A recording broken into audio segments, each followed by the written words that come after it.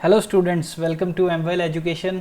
Real numbers की एक और वीडियो में आप सभी का स्वागत करता हूं और इस पर्टिकुलर लेक्चर में हम इनडायरेक्ट क्वेश्चंस देखेंगे जो कि बेस होंगे फंडामेंटल थ्योरम ऑफ अर्थमेटिक पर ही। तो क्वेश्चन नंबर 1 एक्सरसाइज 1.3 आइए शुरू करते हैं। Prove that root 5 is irrational.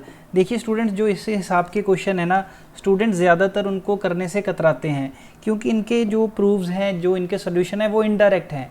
तो मैं आपको यही कहना चाहूँगा कि आपको इनसे घबराने की ज़रूरत नहीं है। ये क्वेश्चन भी उतने इजी होते हैं जितने कि जो मैथमेटिक्स कैलकुलेशंस इन्वॉल्व होती हैं जिनमें वो क्वेश्चंस इजी रहते हैं। तो बस इसमें क्या है, आपको 1-2 बार 3 बार प्रैक्टिस करनी पड़ती है और पहली बार में इसका फंडा क्लियर करना पड़ता है। तो ईजिली आप रिलेट कर सकते हो कि ये मैं क्यों कह रहा हूँ कि ईजी ही होते हैं। आइए देखते हैं कि prove that root 5 is irrational.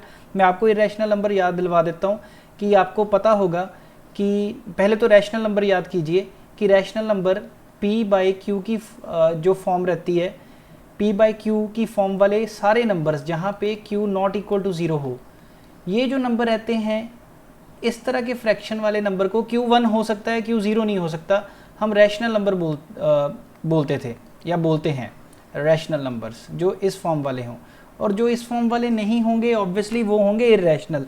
जैसे कि रूट 5 देखिए, और यहाँ पे जो 5 है वो एक प्राइम नंबर है जो रूट के अंदर है, ये भी नोटिस कर लीजिए आप।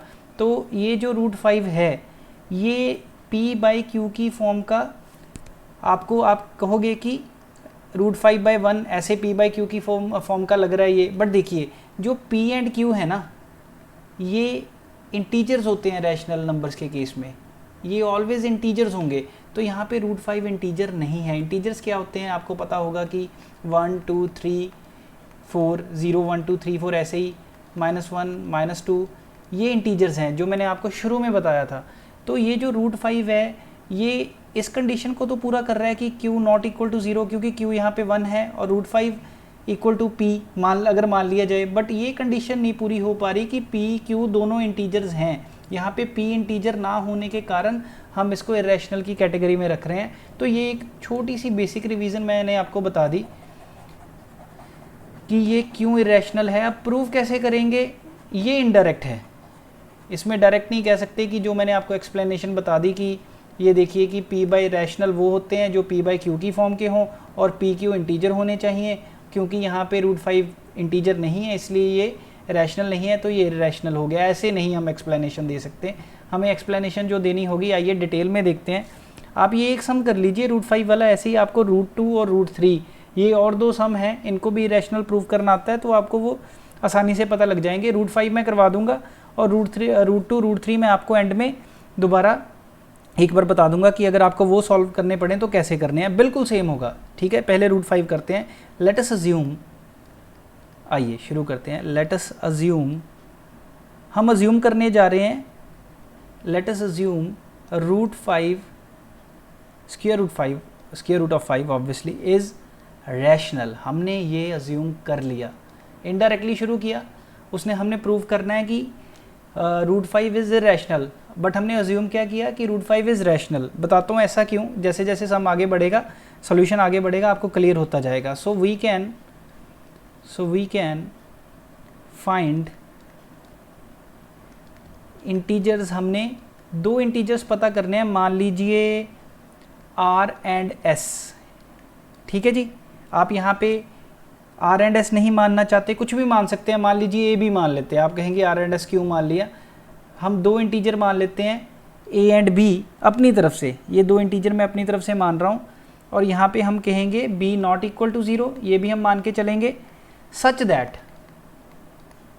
दैट मैं आपको अगर स्टैंडर्ड फॉर्म से कंपेयर करूँ ना, तो मैं ए बी की बजाय भी आपको पी क्यू मनवा देता हूँ। आप आर एस मानिए, ए बी मानिए, सी डी मानिए, जो मर्जी, यहाँ पे पी क्यू मान लीजिए और क्लियर होगा आपको। अभी मैंने जो शुरू में एग्जांपल दी थी वो पी क्यू की फॉर्म में दी थी, तो रूट 5 जो होगा वो पी बाई क्यू की फॉर्म का होगा। ये देखिए, हमने इसको रैशनल माना और 2 इंटीजर्स एग्जिस्ट करते हैं, मान लीजिए p एंड q, और जो रूट 5 है वो p बाई क्यू की फॉर्म का है, ये माना है हमने शुरू में। अब मैं आपको बता चुका हूँ कि p और q दोनों इंटीजर होने चाहिए, बट p यहाँ पे इंटीजर नहीं दिख रहा, ये भूल जाइए।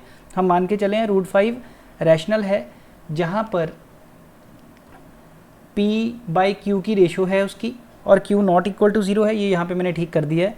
सच that root 5 equal to p by q. अभी एक और चीज़ सपोज करेंगे कि सपोज ये जो हमारे पास P एंड Q है, P and Q, this P and Q have a common factor other than 1, have a common factor. ये हमने एक और चीज़ अज्यूम कर ली, सपोज कर ली कि इनका अदर देन 1 भी कोई ना कोई कॉमन फैक्टर है, अदर देन 1। सो यहाँ से क्या, देन वी कैन डिवाइड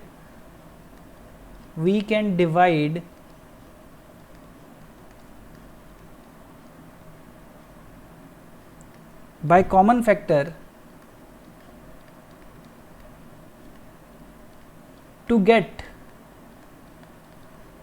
ये जो रूट 5 है, मान लीजिए इसका कोई कॉमन फैक्टर है और वो कोई कॉमन फैक्टर कह लीजिए जो है वो 1 नहीं है, 1 नहीं हो सकता, इसके अलावा भी है, तो मतलब वो इसको भी Q को भी काटेगा और P को भी काटेगा। मान लीजिए कॉमन फैक्टर है 2, तो यहाँ पे 2 Q को भी काटेगा, 2 P को भी काटेगा, बट इसको मैं जनरल में मान रहा हूँ, तो अब मैं यहाँ पे AB ले लेता हूँ क्योंकि मेरे को कोई और दो सिंबल चाहिए। Root 5 equal to A by b, हमने कटिंग की, 2 ने इसको काटा, Q को B बना दिया, 2 ने P को काटा, उसको मान लीजिए A बना दिया, ठीक है। और यहाँ पे अब A और B में कोई कॉमन फैक्टर नहीं है, हम यहाँ पे कह देंगे A एंड B आर को प्राइम। को प्राइम कहने का मतलब है इनमें 1 के अलावा कोई कॉमन फैक्टर नहीं बचा। अब पी क्यू पहले माना और ये भी साथ में हमने कंडीशन लेट कर ली कि इनमें कोई कॉमन फैक्टर है अदर देन 1, और जब उस कॉमन फैक्टर ने इसकी कटिंग की तो ये रेशियो A बाई बी आ गई। और अब A और B में कोई कॉमन फैक्टर नहीं है, वो को प्राइम है। को प्राइम कहने का मतलब अब उसमें कोई कॉमन फैक्टर नहीं बचा, सॉल्व होके चीज़ root 5 equal to A by B बन गया। अब इसी को ही हमने ध्यान से देखना है कि रूट 5 जो हमने इसको फर्दर सॉल्व करेंगे, A बाई बी माना, B को इधर मल्टीप्लाई कर दीजिए, ये आ गया root 5 equal to A, right, यानी कि root 5B equal to A आ गया, राइट। और हम करेंगे स्केयरिंग ऑन बोथ साइड्स। आप स्केयरिंग ऑन बोथ साइड कीजिए, स्केयरिंग ऑन बोथ साइड्स। जब दोनों साइड स्केयरिंग की तो इधर रूट 5B का ओवरऑल स्केयर हुआ और उधर A का स्केयर हुआ। आइए नेक्स्ट स्लाइड पर शिफ्ट करते हैं। तो जब दोनों तरफ स्केयरिंग की गई,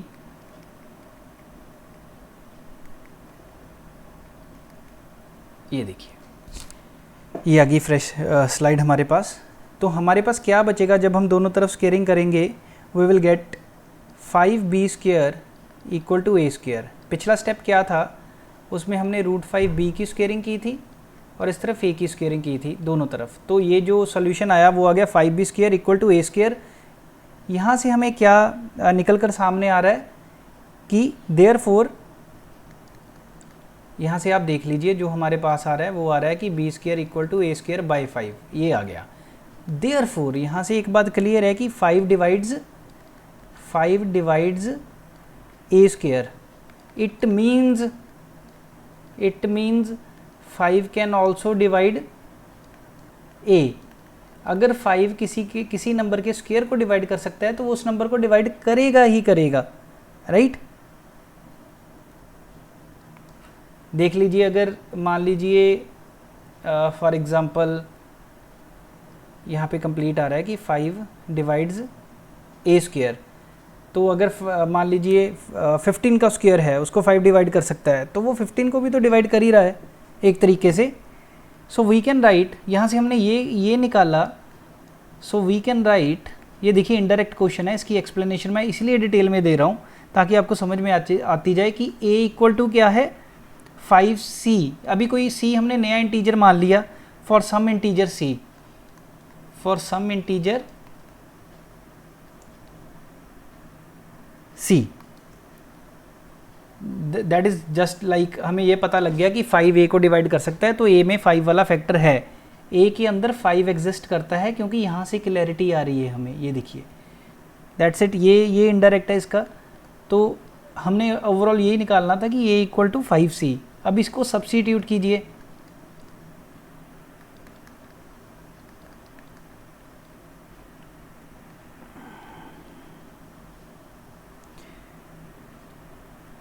किस इक्वेशन में अब इसको सब्सटीट्यूट करना है, ये आपको जो ए मिला वो आपको, आइए मैं प्रीवियसली वो इक्वेशन भी मार्क कर देता हूँ दोबारा उस स्लाइड पर जाकर कि जहाँ आपको सब्सटीट्यूशन करनी होगी।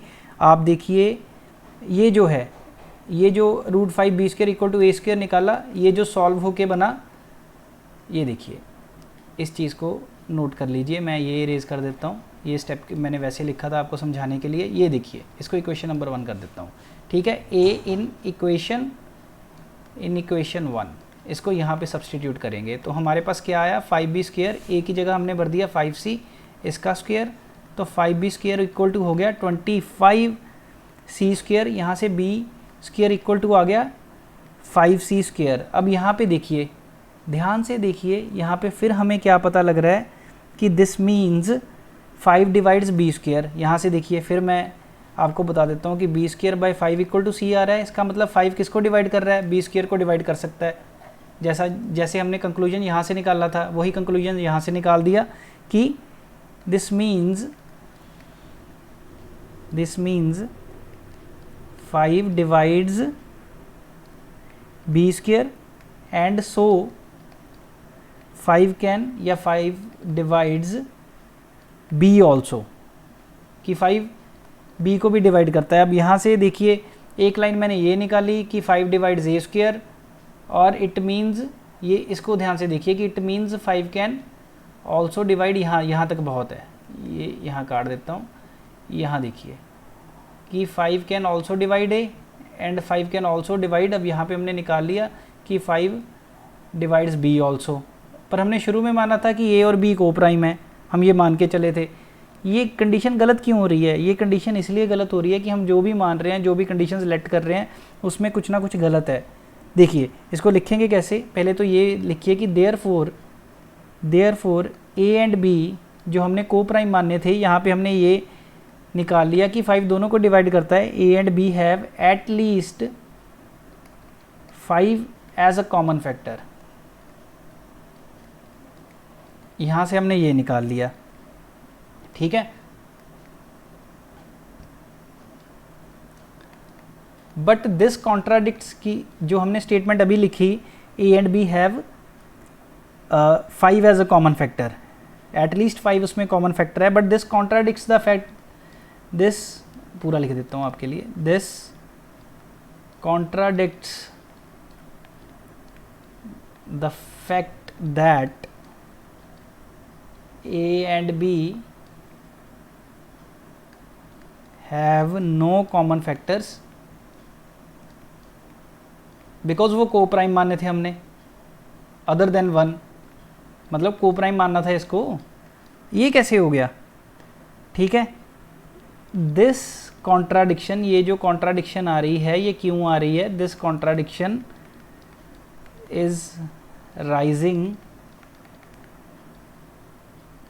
Because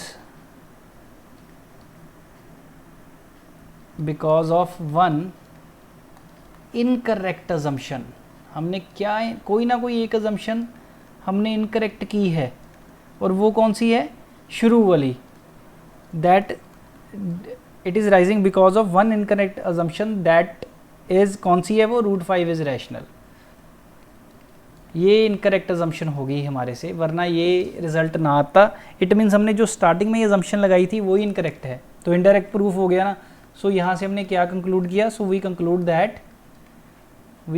that √5 is irrational. देखिए बहुत ही इनडायरेक्ट प्रूफ था। एक बारी मैं आपको ओवरऑल स्टेप फटाफट बता देता हूँ। सबसे पहले आपने अज्यूम करना है √5 रैशनल है, उसको p/q की फॉर्म में लिख दीजिए। pq को कह देना है कि इसके पास कोई ना कोई कॉमन फैक्टर है 1 के अलावा भी, और उसको कटिंग करने पर ये √5 आता है a/b, और क्रॉस मल्टीप्लिकेशन करने से, उसके दोनों साइड स्क्वायर करने से हमें क्या पता लगता है कि 5b² इक्वल टू a² है। यहाँ से पता लगता है कि 5 जो है वो डिवाइड कर सकता है स्क्वायर को, इसका मतलब है 5a को भी डिवाइड कर सकता है।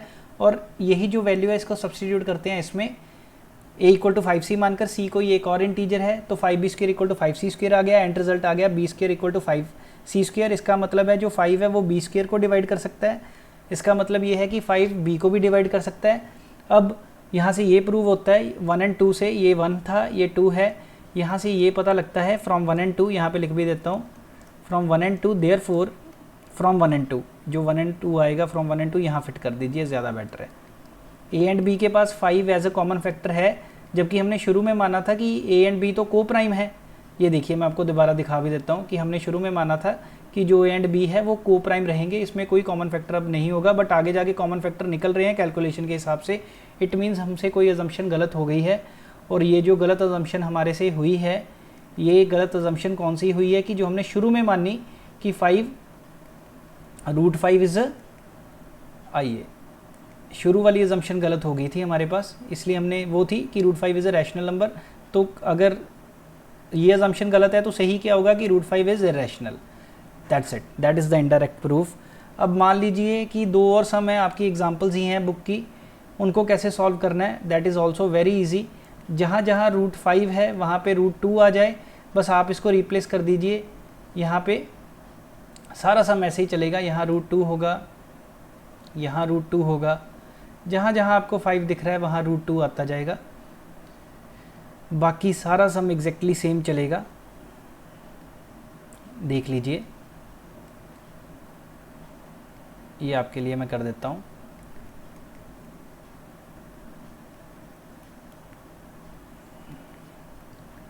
आइए, यहाँ पे भी 2 आ जाएगा, यहाँ 2 आ जाएगा, और यहाँ 2 आएगा डिवाइड z²। अभी इसको 2c के इक्वल मानेंगे। सिमिलरली जहाँ जहाँ 5 है वहाँ वहाँ 2 रिप्लेस करते जाइए। आपका जो सोल्यूशन है वो आपको √2 को प्रूव करने वाला मिल जाएगा।